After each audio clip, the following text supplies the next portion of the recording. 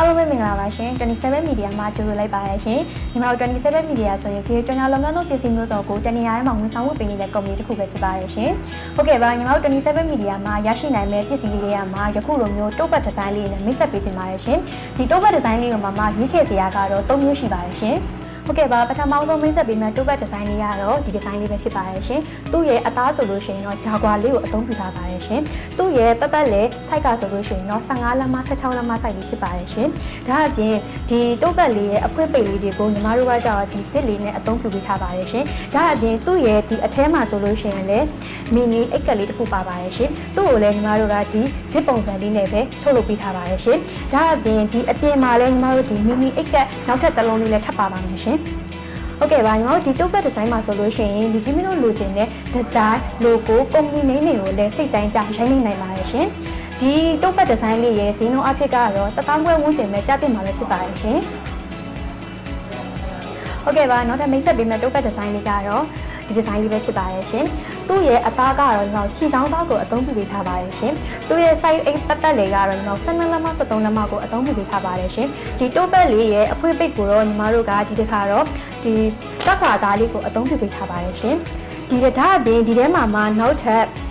မီနီအိတ်ကလေးလည်းပါပါတယ်ရှင်ဒီထဲမှာဆိုလို့ရှိရင်ဖုန်းမဲထည့်မလားဒါမှမဟုတ်ရှင်ပတ်စံရေးပဲထည့်မလားစိတ်တလူထည့်လို့ရပါတယ်နော်ဟုတ်ကဲ့ပါဒါအပြင်နောက်တစ်ခုကကျတော့နောက်ဒီတုပ်ပတ်ရဲ့ဒီ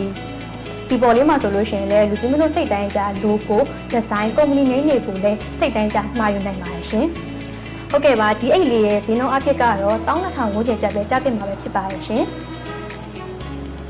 ဟုတ်ကဲ့ပါနောက်ဆုံးပြသပေးမယ့်တုပ်ပတ်ဒီဇိုင်းလေးကတော့ဒီဇိုင်းလေးပဲဖြစ်ပါတယ်ရှင်သူ့ရဲ့အသားကိုတော့ညီမတို့ကဇင်ညိုချမ်းအသားကိုအသုံးပြုပေးထားပါတယ်ရှင်ဒါအပြင်ဒီအိတ်ရဲ့ပေါ်တော့